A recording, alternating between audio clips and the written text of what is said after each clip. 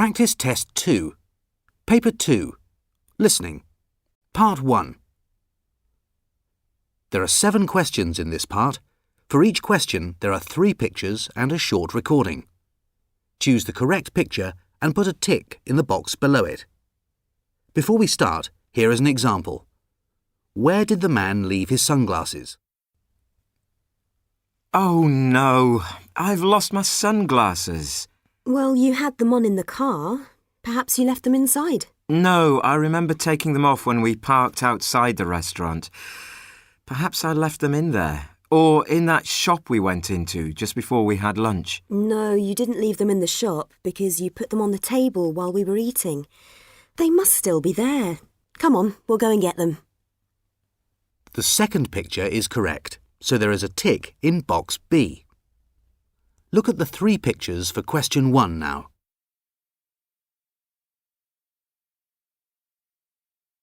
Now we are ready to start.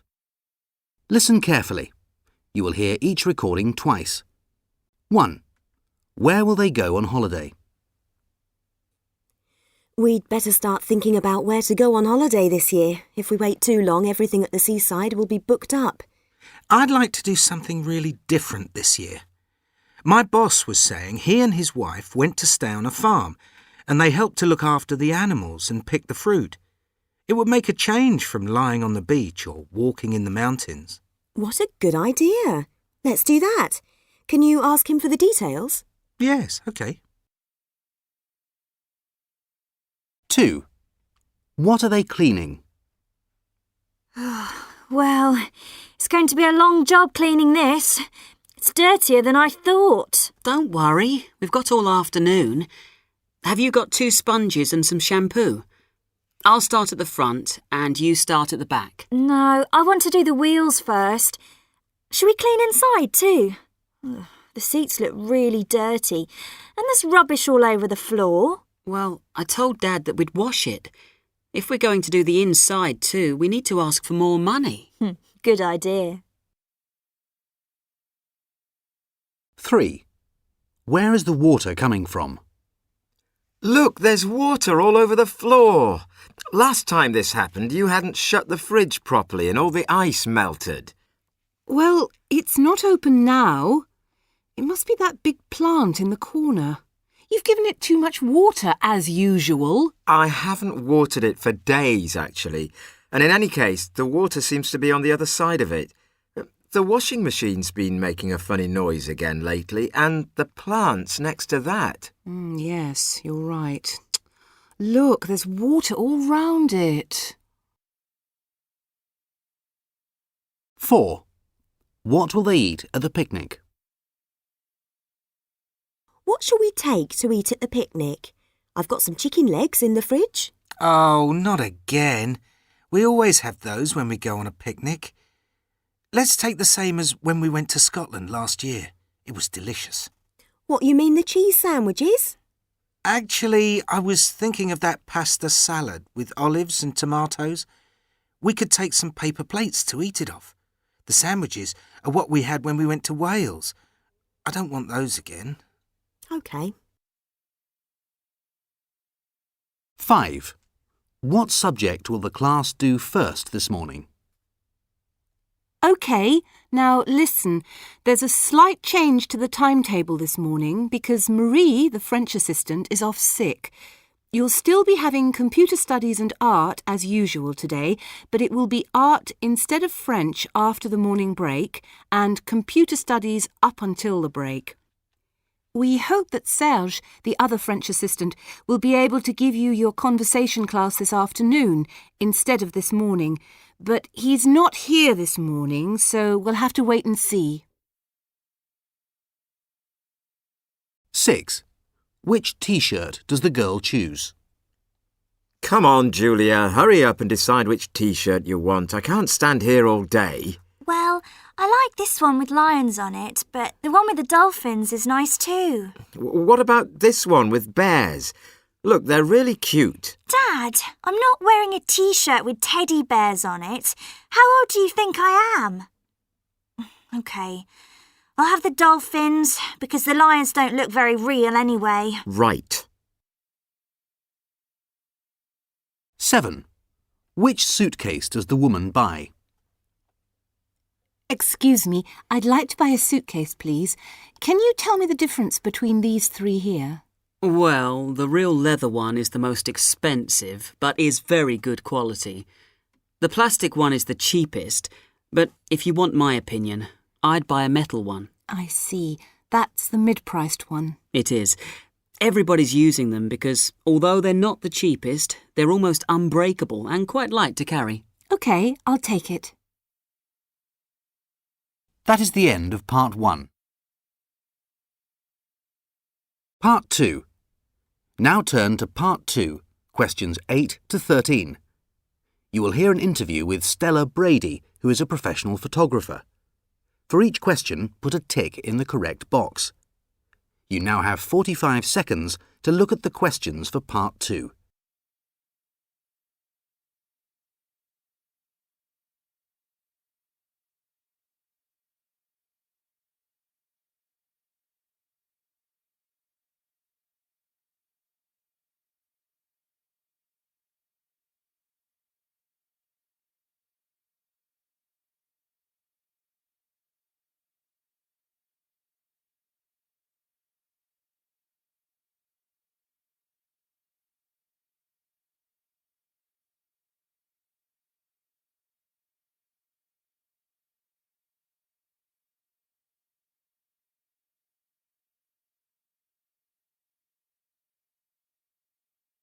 Now we are ready to start. Listen carefully. You will hear the recording twice. Stella, you're a professional photographer. When did you start? Well, I entered my first photographic competition at the age of 10. I'd started taking photographs when I got my first camera at the age of 8. I didn't win that first competition. I had to wait until I was 12 for that. But I was the youngest competitor, and the judge said how good I was for my age. It was great. So how did you learn? Well, my parents bought me the camera, but they didn't know much about it. It was actually my uncle, David, who taught my brother and me. He took photographs for a local newspaper, and when we were little, he used to take us along with him to see famous people, that sort of thing. My brother wasn't that interested, but for some reason I was. And did you go into this job straight from school? No, you see, my uncle went to live in Australia when I was 12. I missed him, but I didn't stop taking photographs, and my big dream in life was to go and visit him out there. But I couldn't afford a holiday. I needed to save up some money. So I trained as an electrician and did that for 2 years. Then you went to Australia? That's right. I visited my uncle, then travelled round taking photographs. I did get work with newspapers out there, but mostly I was selling photos of famous sites to tourists, that sort of thing. I realised that although I'd learnt a lot, I'd find it difficult to make a living as a photographer out there, so I came home. And now you've got your own photographic studio? Yes, in my hometown. I began with sports photography because I like football, but I soon realised that you made more money doing wedding photos. But those are not the photos I put up in my studio. I do some artistic work, photos of landscapes and things. It's more a hobby than anything else, but the studio's full of them. So, what are your plans for the future? Well, I'm thinking of developing my skills as a portrait photographer. You know, close-up photos of people that look a bit like oil paintings. It's quite hard to do, actually, because you want people to look natural and the light has to be right. You usually have to take hundreds of shots before you get the perfect one, but it's worth it. That is the end of Part 2. Part 3. Now turn to Part 3, questions 14 to 19. You will hear a tour guide talking to some visitors in a jewellery workshop. For each question, fill in the missing information in the numbered space. You now have 20 seconds to look at Part 3.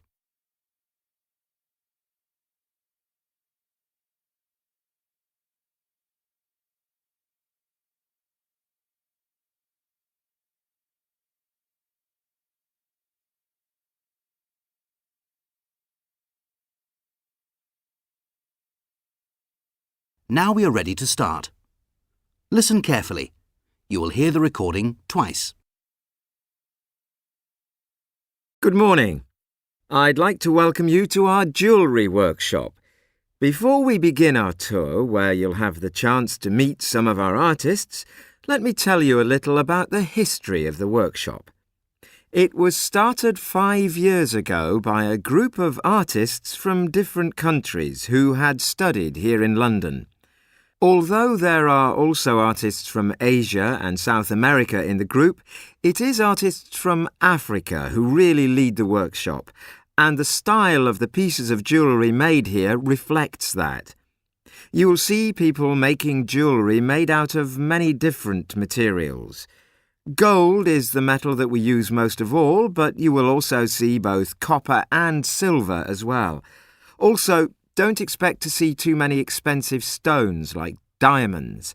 We do use them, but you are more likely to see shells and even sometimes seeds used instead.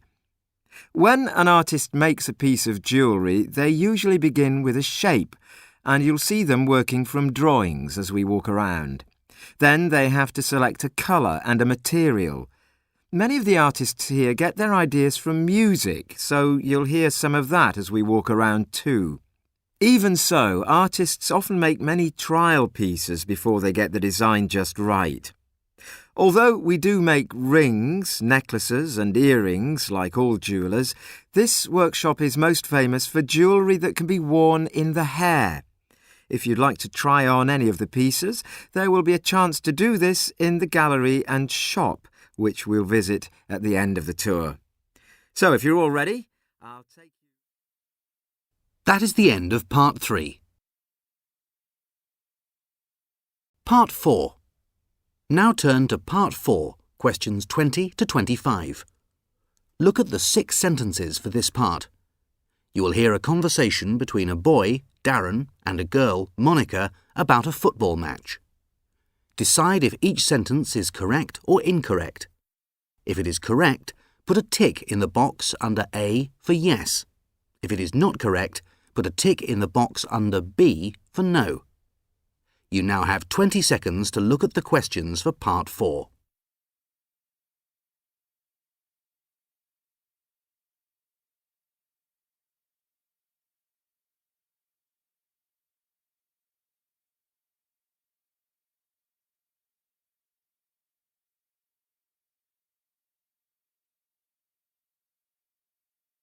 Now we are ready to start. Listen carefully. You will hear the recording twice. I saw you at the football match, Darren. Did you have a good time? Really? I didn't know you were there, Monica. Why didn't you come over and say hello? Well, I saw you in the distance, but then I lost sight of you in the crowd. There were a lot of people there, weren't there? Well, it was a normal sort of crowd for a home game. Oh, right. I've been before, but not for a couple of years. Some friends of mine are over from Italy and they wanted to see a match, so I took them. Oh, and what did they think of the new stadium? Well, I think they're used to big stadiums like that in Italy, so they weren't that impressed. But I thought it was a great improvement on the old one. Oh, a lot better. I don't know whether it's worth the amount they asked for a ticket, though. That's certainly gone up a lot. Has it? I thought it compared quite well with the cost of any other afternoon out, you know, about the same as a concert or going to the theatre. If you go every week, it mounts up, though. Anyway, did you enjoy the match? It was all right, but my friends reckon that football's more exciting in Italy, and I think they may be right, you know, more stylish. What do you mean? Our local team's very stylish, and we've got 2 Italian players in the squad anyway. I'd like to have seen a few goals, though. I mean, a goalless draw is not exactly what you hope to see, is it? I thought the team did really well, actually. They were just unfortunate not to hit the back of the net. They had plenty of chances. OK, if you insist. That is the end of Part 4. You now have 6 minutes to check and copy your answers onto the answer sheet.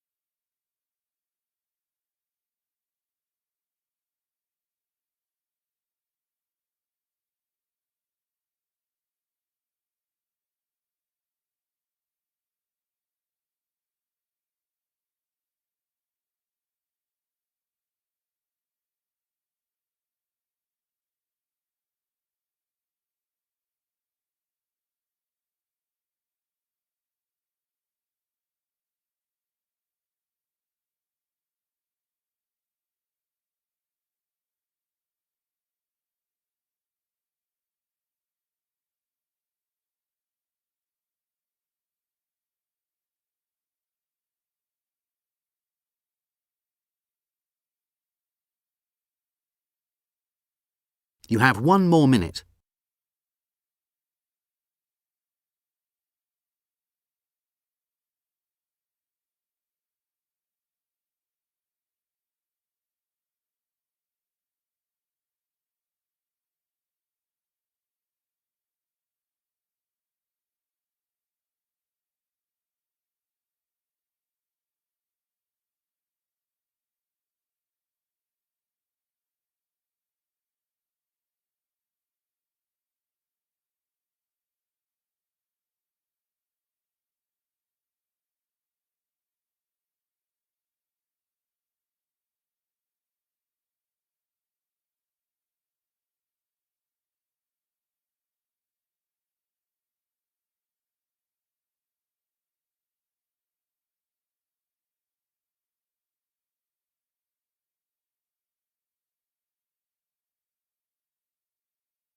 That is the end of the test.